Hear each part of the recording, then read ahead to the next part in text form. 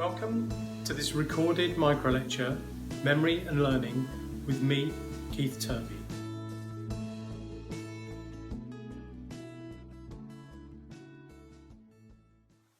This is a short lecture which only focuses on some key concepts which we're going to discuss and build on further in seminars and independent tasks.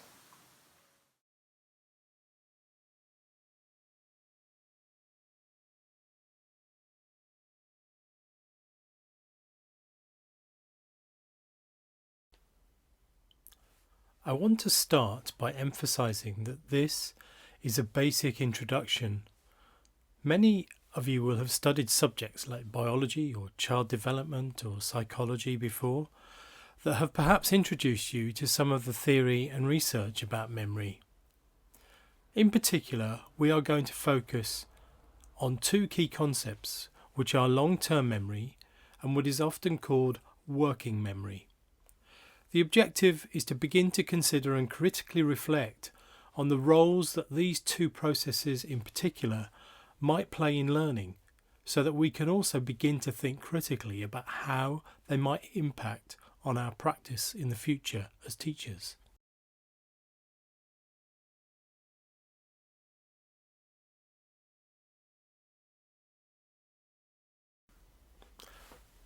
Long-term memory involves those memories that are relatively easy for us to recall, like memories of special places, special people, or particularly memorable occasions. These are memories that stay with us much of our lives. They're not at the forefront of our mind, but we can recall them relatively easily. But long-term memory can also involve factual knowledge and information that we have retained and can recall also relatively easily. For example, the fact that the angles of any triangle add up to 180 degrees, or the fact that water boils at 100 degrees Celsius may well be facts that many of you have retained as long-term memories. We also rely on our long-term memory to recall how to do things. For example, how to do things like driving. This is sometimes called procedural knowledge. Those of us who can drive do not consciously have to learn how to drive every time we make a car journey. We automatically recall how to do this. We've practiced it. We've learnt how to drive.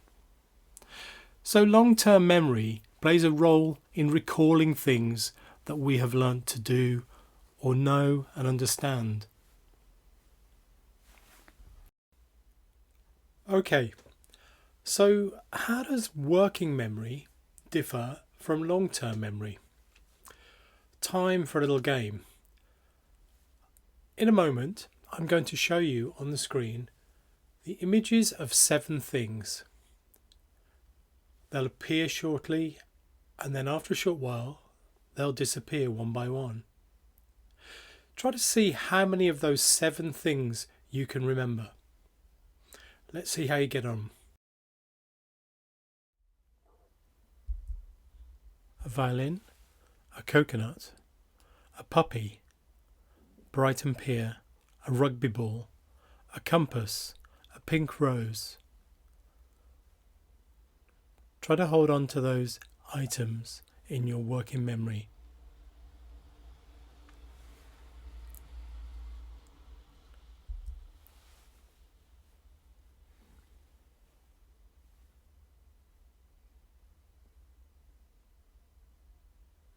I'm going to wait a few more seconds.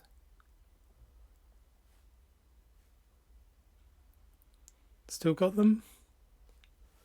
Okay, let's see how you got on.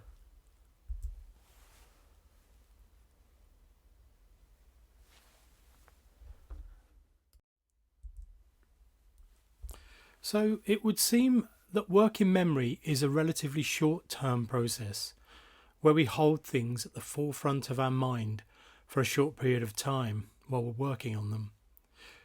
But as our memory test showed, it seems to involve more effort, even with only 7 items to remember. In reading about memory, you will find that the effort involved in recalling or remembering things is called cognitive load.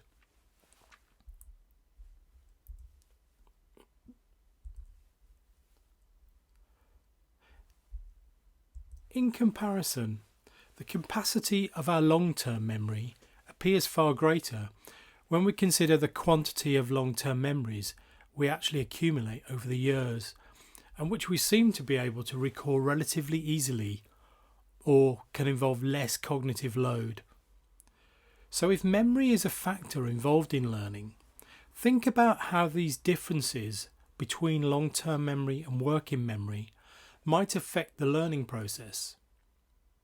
For example, could it have implications for how we as teachers try to build on what children already know, understand and can do, when we introduce them to new knowledge, understanding and skills? So in this lecture, we've looked at the concepts of working memory and long-term memory, and we've introduced some of the characteristics of these and begun to consider how this might relate to learning. In the next micro-lecture, we'll be looking more closely at contrasting theoretical models of memory. So we would like you to take some time to reflect on the following questions. What helps you to remember things? Is learning just the same as memory and remembering, or is it more than memory and remembering? If learning is more than memory and more than remembering, then in what ways do you think so? And finally, we'd like you to do some reading in preparation for the next micro lecture and as follow-up to this. So please read this article here. Okay, thanks for listening. Look forward to speaking next time.